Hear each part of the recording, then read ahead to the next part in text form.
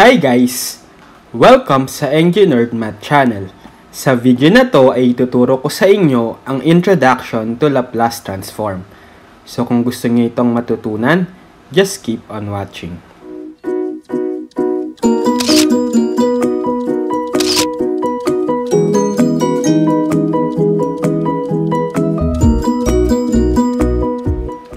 Okay, so this time ay ituturo ko naman sa inyo ang Laplace Transform.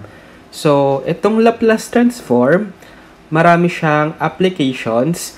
Like, for example, sa circuits, ginagamit natin to para mas mapadali natin yung pag-analyze ng circuit or pagsosolve sa voltage or current response sa isang component using the S or frequency domain.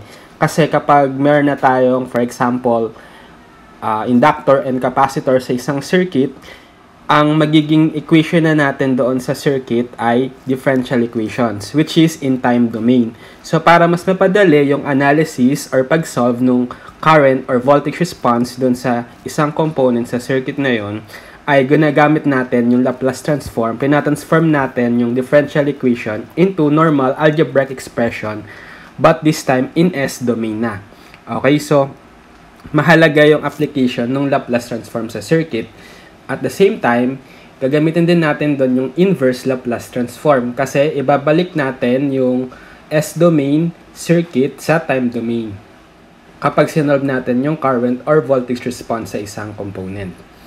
Okay, so ngayon ay i-discuss ko muna sa inyo kung ano ba yung definition or formula na ginagamit para mahanap yung Laplace Transform ng isang function. So, the Laplace transform of the function f of t is defined as, so mapapansin nyo, f of t yung ginamit natin dito to denote na nasa time domain tayo. Pero pwede rin namang f of x or kahit anong variable. So, the Laplace transform is defined as, so the symbol for Laplace transform is this L operator. And you find the Laplace transform of f of t using this notation equal to capital F, which is a function of S. So, sabi ko nga, matatransform siya sa S domain. So, therefore, yung magiging variable na natin dito ay S equal to the integral of e raised to negative st multiplied by the function f of t dt from 0 to infinity. So, ito yung pinaka-basic na formula para matransform natin yung any type of function to its Laplace transform at para maging f of S. Where t is greater than 0, S is any number real or complex, and L is the Laplace transform operator and is a linear operator such that Laplace transform of quantity C1 F1t plus C2 F2t plus plus C sub n F sub n of t equals to C sub 1 Laplace transform of F sub 1 of t plus C sub 2 Laplace transform of F sub 2 of t plus plus C sub n Laplace transform of F sub n of t. So, linear operator yung Laplace transform, meaning kung meron kang sum or difference of different functions with a constant, pwede mong igilid yung constant, and then, hanapin mo yung Laplace transform ng mismong function, and then, same dun sa other function, let's say f of 2, igilid mo lang yung constant niya, then, hanapin mo yung Laplace transform second function, f sub 2 of t, plus until the last term noong function natin, na c sub n, f sub n of t. Okay, so parang pwede mong i-distribute yung Laplace operator kapag meron kang sum or product of functions with constants. Okay? So, sa video na to ay, ang gagawin lang natin ay i-apply natin itong formula na integral of e raised to negative st f of t dt from 0 to infinity para mahanap yung several examples ng f of t na ibibigay ko sa inyo. Okay, so pero meron tayong mga shortcut formula which is also derived din naman dito sa formula na to para automatic pag pinahanap tayo ng function f of t ay alam na natin kung paano hanapin yung Laplace transform by using the formula. Okay, so mag-solve tayo ngayon ng examples ng different function at hanapin natin yung Laplace transform f of s using this formula. Okay? So find the Laplace transform of the following f of t using the definition above. So, our first example, we have f of t equals 1, which is a constant function. So, apply natin yung Laplace transform. So, Laplace transform of f of t is equal to the function of s, which is equal to integral of e raised to negative st f of t dt from 0 to infinity. So, papalitan natin yung f of t na to nung value ng function natin na 1. So, parang integral of e raised to negative st multiplied by 1 dt from 0 to infinity. Equals, or simply, dahil 1 lang naman to, parang e raised to negative st dt lang yung i-integrate natin from 0 to infinity. So, ang integral nitong e raised to negative st is negative 1 over s e raised to negative st. Evaluated from 0 to infinity. Okay, so parang ilalet nyo dito yung negative st, then du is equal to negative st dt. So parang divide both sides by negative s. So we have du over negative s is equal to dt. So papalitan nyo itong dt na itong du over negative s. So parang integral of e raised to itong negative st, yun na. And then itong dt, gagawin natin du over negative s from 0 to infinity. So, magiging negative 1 over s integral ng eu du from 0 to infinity. So, parang integral ng eu du is simply eu. Okay? So, parang negative 1 over s eu from 0 to infinity. But u is equal to negative st. So, papalitan nyo ito ng negative st. So, parang ganito. So, evaluate nyo ngayon. Equal sa 1 over s, e raised to negative s. Itong t, let's say, nag-a-approach siya sa positive infinity. Minus 1 over s negative, e raised to negative s raised to 0. Papalitan nyo naman yung t ng 0. So, parang negative 1 over s e raised to, for this part, negative 1 over s e raised to negative s times infinity. So, parang yung e ni-raise natin sa isang negative number na nag-a-approach sa infinity. So, therefore, let's say, e raised to negative 99999. Try nyo yung input sa calcu. Ang masasolve nyo dyan is 0. So, therefore, this part is 0. And then, minus negative 1 over s e raised to negative s times 0. So, parang positive 1 over s e raised to negative s times 0 is 0.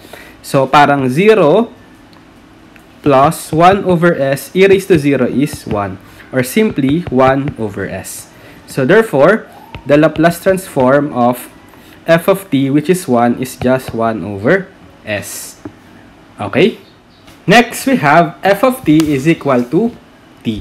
Okay, so, the Laplace transform of f of t is equal to f of s, which is equal to the integral of e raised to negative st f of t dt from 0 to infinity.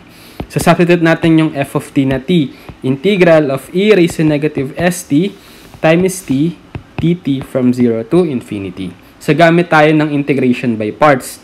So, yung integration by parts is integral of u dv is equal to uv minus integral ng v du.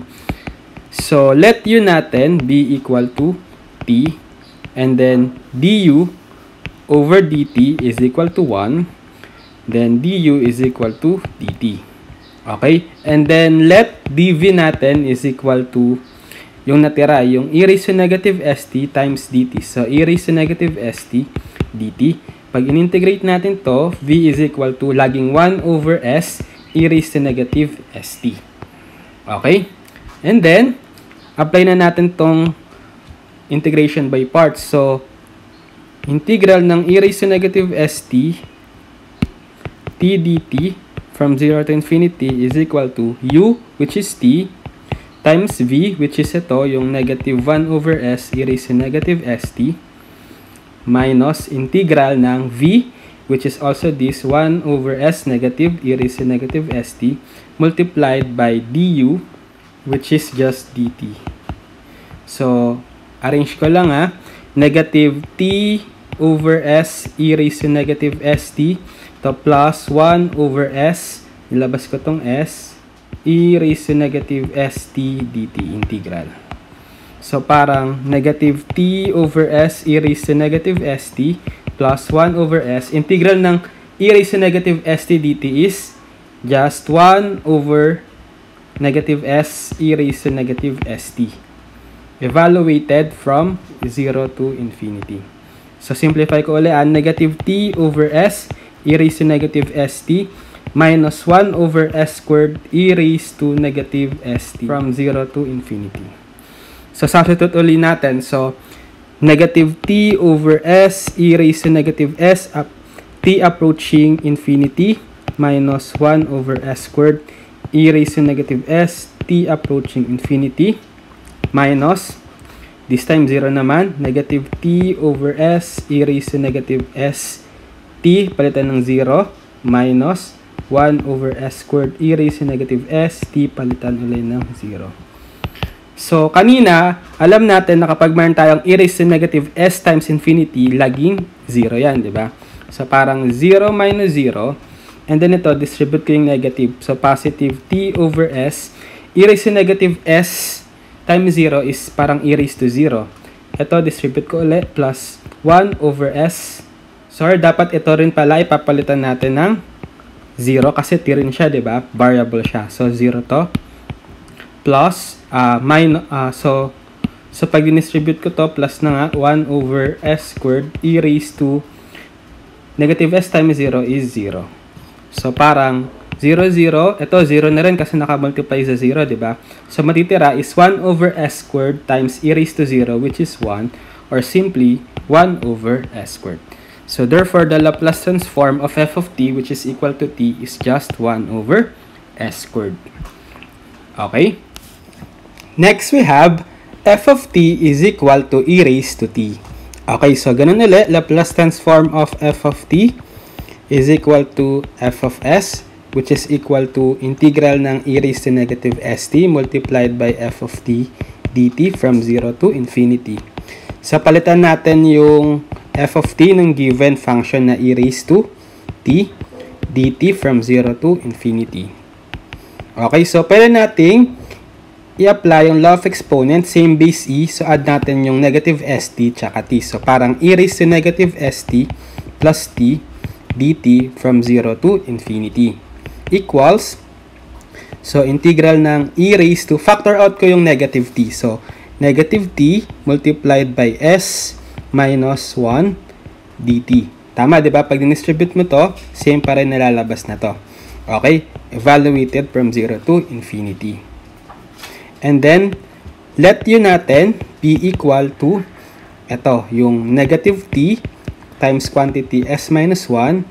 Then, derivative natin, we have negative s minus 1 dt. Divide natin both sides by negative quantity s minus 1. So, parang magiging du over negative s minus 1 is equal to dt. So, papalitan natin itong dt nito. Tapos, itong buong negative t quantity s minus 1 ito. So, parang magiging integral ng e raised to u multiplied by dt na ito, du over quantity negative s minus 1, evaluated from 0 to infinity. So, dahil constant to, pwede nating igilid. So, negative 1 over s minus 1, integral ng eu, du from 0 to infinity.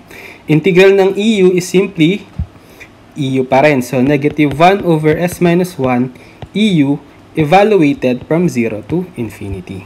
But, originally, u is equal to negative t s minus 1. So, negative 1 over s minus 1 e raised to negative t s minus 1 evaluated from 0 to infinity. So, substitute natin. So, negative 1 over s minus 1 e raised to negative, itong t mag-a-approach sa infinity multiplied by s minus 1 minus negative 1 over s minus 1 e raised to negative. This time, yung t papalitan natin ng 0. Times s minus 1. So, again, meron tayong e raised to negative infinity multiplied by s minus 1. So, laging 0 to, diba? So, 0, ito, distribute ko yung negative plus 1 over s minus 1 e raised to negative 0 times s minus 1 is 0. So, parang ito na lang, 1 over s minus 1 multiplied by 1. Or simply, 1 over s minus 1 lang. Right? So, therefore, the Laplace transform of f of t na e raised to t is just 1 over s minus 1. Okay? Next, we have f of t is equal to sin t. Okay, so same procedure. Laplace transform of f of t is equal to f of s, which is equal to the integral of e raised to negative st f of t dt from 0 to infinity. So we have integral of e raised to negative st. Palitan natin tong f of t ng given function na sin t dt evaluated from 0 to infinity. So using integration by parts ulit, integral ng u dv is equal to uv minus integral ng v du. So let u be equal to sin t. Differentiate, du is equal to cos t dt. And let dv be equal yung natira yung dt tsaka e raised to negative st. So e raised to negative st dt. Integrate both sides. V is equal to negative 1 over s e raised to negative st. So therefore, it is equal to e raised to negative st sin t dt from 0 to infinity is u is sin t multiplied by v, which is ito yung negative 1 over s e raised to negative st, minus integral ng v, which is ito ulit, negative 1 over s e raised to negative st. Du is just cos t dt. So simplify natin, we have negative e raised to negative st over s sin t plus 1 over s integral ng e raised to negative st cos t dt. So gamitin uli natin yung integration by parts sa integral ng e raised to negative st cos t dt. So integral ng u dv is equal to uv minus integral ng v du. So this time let u naman cos t. Then differentiate, du is equal to negative sin t dt. And then let dv be equal, this time ito ulit, e raised to negative st dt. So integrate both sides. V is equal to negative 1 over s e raised to negative st. So parang integral ng e raised to negative st cos t dt is, ito yun, diba? U, which is cos t multiplied by v, which is ito, negative 1 over s e raised to negative st, minus integral ng v ulit na negative 1 over s e raised to negative st, du, which is ito, negative sin t dt. So simplify, equals negative e raised to negative st over s cos t. So parang ito, negative, negative, positive, tapos negative, so negative pa rin, 1 over s integral ng e raised to negative st sin t dt. Okay, pagsamasamahin natin ha, divide yung original natin, yung integral ng e raised to negative st sin t dt from 0 to infinity equal, yung unang term, ito, so negative e raised to negative st over s sin t plus 1 over s multiplied sa integral na to, which is yung nakuha natin ay ito, di ba? Quantity negative e raised to negative st over s cos t minus 1 over s integral e raised to negative st sin t dt. So simplifying further, we have negative e raised to negative st over s sin t. Distribute natin tong 1 over s, so magiging negative 1 over s squared e raised to negative st cos t. Distribute ulit, negative 1 over s squared integral ng e raised to negative st sin t dt. Then equal dito sa integral ng e raised to negative st sin t dt from 0 to infinity. So pwede ko itong i-transpose dito. So magiging integral ng e raised to negative st sin t dt from 0 to infinity. Positive kasi negative siya dito. So 1 over s squared integral ng e raised to negative st sin t dt from 0 to infinity equals, copy lang to, negative e raised to negative st over s sin t minus 1 over s squared e raised to negative st cos t. So pwede nating pagsamahin to. So parang 1 plus 1 over s squared, finactor out ko tong integral ng e raised to negative st sin t dt from 0 to infinity equals, dito pa rin, negative e raised to negative st over s sine t minus 1 over s squared e raised to negative st cos t. So, ito magiging s squared plus 1 over s squared, right? Integral ng e raised to negative st sine t dt from 0 to infinity equal negative e raised to negative st over s sine t minus 1 over s squared e raised to negative st cos t.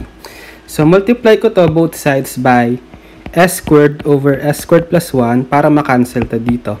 So, cancel to, magiging integral ng e raised to negative st sine t dt from 0 to infinity, distribute, dito makakancel si isang s, so matitira is s over s squared plus 1 negative e raised to negative st sine t minus, ito rin, distribute, so cancel dito si s squared, so e raised to negative st over s squared plus 1 cos t.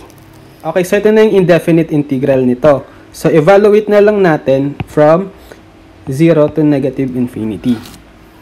Okay, so substitute natin. So, dito muna tayo. Negative s over s squared plus 1 e raised to negative s infinity, palitan natin yung t, times sine, pati yung t dito ng sine, gawin natin approaching infinity. Minus, ito rin, e raised to negative s, t papalitan natin ng approaching positive infinity over s squared plus 1 cos t approaches infinity din.